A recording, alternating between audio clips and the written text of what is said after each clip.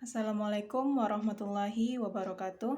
Perkenalkan, nama saya Sabrina, Program Studi Administrasi Pendidikan, Fakultas Ilmu Pendidikan, Universitas Negeri Padang. Baiklah, pada video kali ini kita akan melanjutkan materi yaitu prinsip-prinsip dan hambatan dalam berkomunikasi.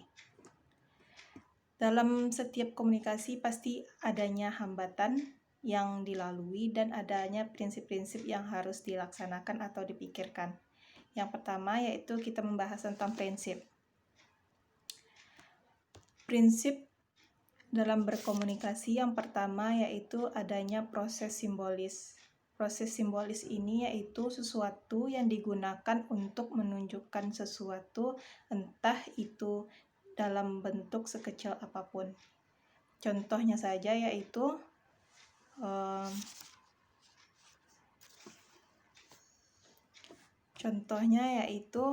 sebuah rumah menaikkan sebuah bendera, itu menandakan bahwa keluarga tersebut menghargai bangsa negara Indonesia dengan menaikkan bendera di rumahnya. Itu adalah sebuah proses simbolis. Yang kedua yaitu setiap perilaku mempunyai potensi komunikasi. Setiap perilaku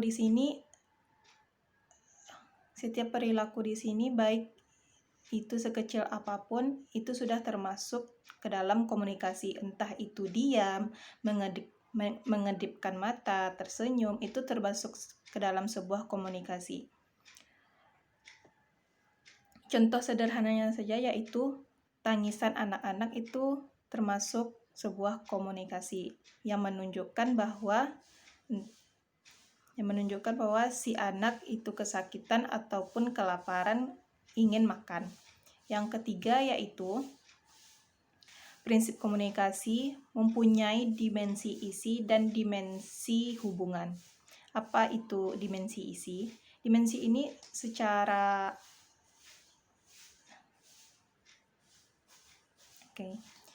Dimensi ini cenderung secara verbal, yang dimaksudkan isi pesan yang disampaikan itu berupa apa gitu. Pesan yang disampaikan oleh komunikator itu berupa apa. Itu yang dimaksud dengan dimensi isi. Sedangkan dimensi hubungan itu secara nonverbal. Maksud di sini bagaimana cara mengatakan atau menyampaikan isi pesan tersebut kepada komunikan.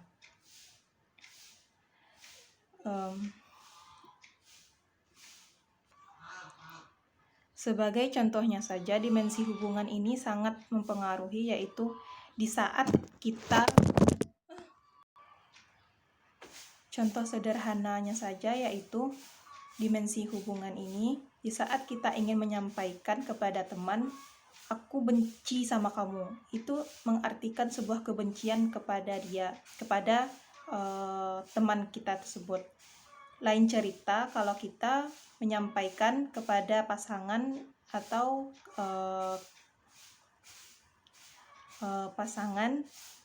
sebuah aku benci sama kamu, itu sebuah pujian atau godaan terhadap pasangan.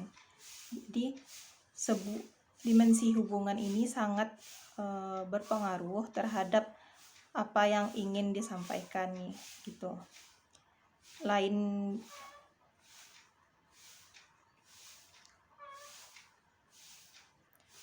Dan yang keempat prinsip komunikasi yaitu melibatkan prediksi. Prediksi yang bagaimana? Baik prediksi dari si komunikan ataupun dari si komunikator.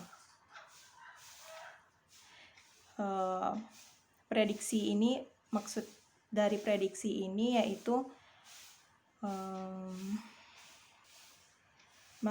prediksi ini yaitu di saat kita menyampaikan sebuah pesan, kita menginginkan apa ya yang akan direspon oleh si komunikan gitu. Prediksi yang akan kita pikirkan ke depannya. kalau kita menyampaikan sebuah informasi tersebut. Dan yang kelima prinsipnya yaitu fleksibilitas dan efektivitas komunikasi. Fleksibilitas dan efektivitas sangat ditentukan oleh kemiripan latar belakang budaya, ras, suku, bangsa, dan lain sebagainya. Bagaimana bisa komunikasi sangat ditentukan oleh kemiripan latar belakang tersebut. Hal ini dikarenakan karena di saat kita berbicara atau berkomunikasi dengan seseorang yang satu budaya, satu ras, itu sangat cocok gitu. Tidak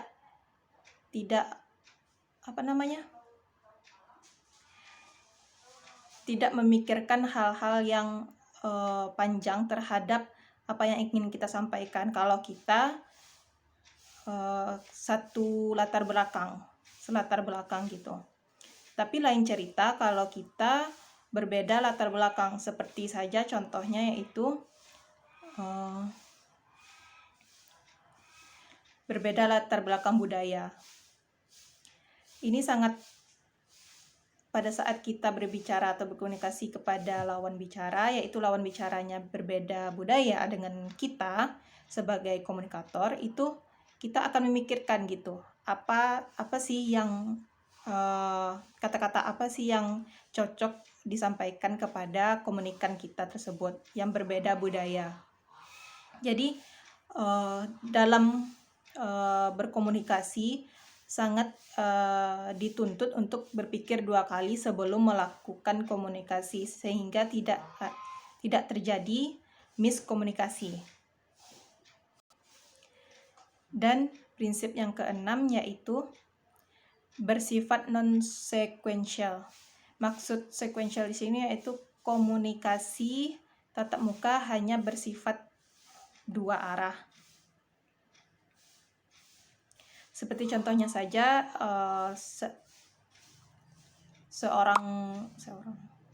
contohnya saja guru dengan para muridnya.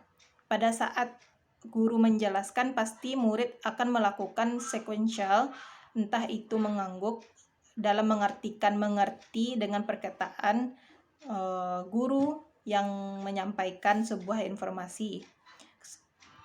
Non-sequential akan terbentuk dengan sendirinya. Seperti yang dikatakan tadi, mengangguk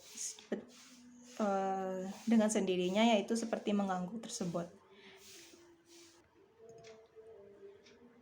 Itulah prinsip-prinsip yang ada pada komunikasi. Kita lanjut kepada hambatan dalam berkomunikasi. Hambatan dalam berkomunikasi ini pasti terjadi apabila kita tidak menyadari dan tidak memprediksi apa yang akan terjadi dalam berkomunikasi. Tanpa kita sadari, hambatan akan terjadi kalau kita tidak memprediksi dengan baik dan akan mengakibatkan miskomunikasi dan tidak tercapainya tujuan kita berkomunikasi, yaitu menyampaikan informasi dengan baik. Yang pertama yaitu emosional atau pengaruh perbedaan status. Seperti yang dibilang, pengaruh perbedaan status menjadi permasalahan besar atau hambatan besar dalam berkomunikasi. Perbedaan status dalam berkomunikasi ini sangat mempengaruhi sebuah komunikasi itu efektif atau tidaknya. Karena perbedaan status ini menuntut kita bahwa dalam berkomunikasi harus memikirkan panjang atau memikirkan 2 kali dalam menyampaikan sesuatu pesan kepada komunikan kita yang berbeda statusnya, entah itu kaya, miskin, ataupun berbeda suku, bangsa, gitu. Perbedaan status. Yang kedua yaitu memberi penilaian atau menghakimi pembicara.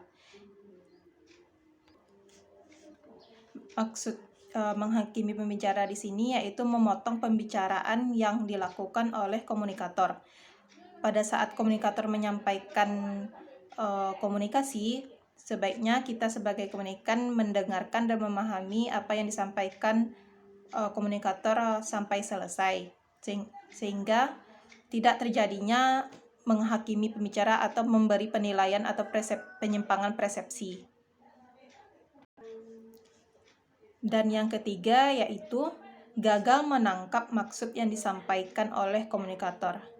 Gagal dalam menangkap informasi ini ya karena salah satunya tidak memahami dan memotong pembicaraan dari komunikator, sehingga adanya terjadi gagal penangkapan maksud yang ingin disampaikan oleh komunikator. Dan yang keempat yaitu hambatannya terjadi kesalahpahaman karena tidak adanya kepercayaan atau tidak saling mempercayai.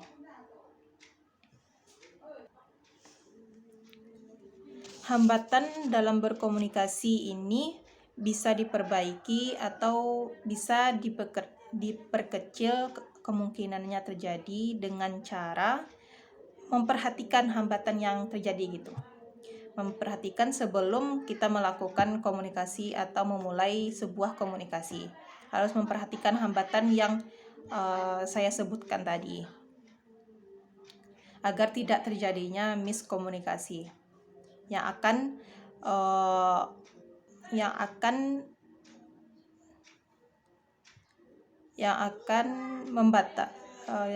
merugikan atau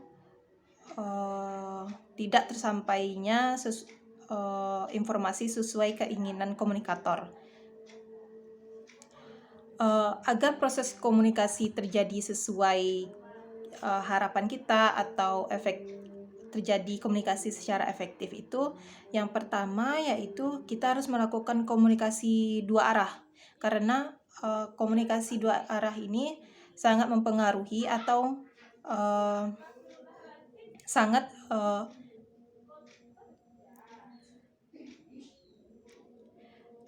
mempengaruhi apakah komunikasi berjalan secara efektif atau tidak. Dan yang kedua yang harus kita lakukan yaitu mendengar saat komunikator menyampaikan sebuah informasi. Seperti yang saya bilang sebelumnya, bahwa jangan memotong pembicaraan kalau komunikator belum sampai menyampaikan sebuah informasi yang disampaikan. Mendengar di sini bukan sekedar hanya mendengar di sini yaitu mendengar dan memahami apa yang disampaikan oleh komunikator. Dan yang ketiga, upaya yang bisa dilakukan yaitu persepsi yang selektif dalam menanggapi sesuatu. Dan yang keempat yaitu memahami sudut pandang dari orang lain atau lawan bicara. Memahami sudut pandang di sini, yaitu apakah kita menyampaikan informasi ini tidak akan menyinggung si lawan bicara atau tidak gitu. Kita harus memikirkan dari sudut pandang lawan bicara kita gitu. Jadi itulah hambatan-hambatan dan upaya yang bisa dilakukan untuk memperkecil atau memperbaiki terjadinya miskomunikasi. Hambatan ini hanya sangat bergantung kepada si komunikator dalam menanggapi hambatan-hambatan yang terjadi.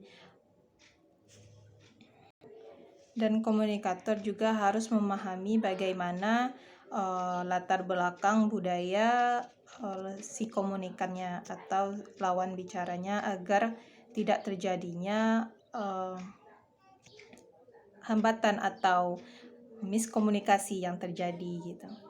Baiklah, sampai di sini materi kita tentang prinsip dan hambatan dalam berkomunikasi. Apabila ada kesalahan mohon dimaafkan. Wabillahi taufik wal hidayah. Wassalamualaikum warahmatullahi wabarakatuh.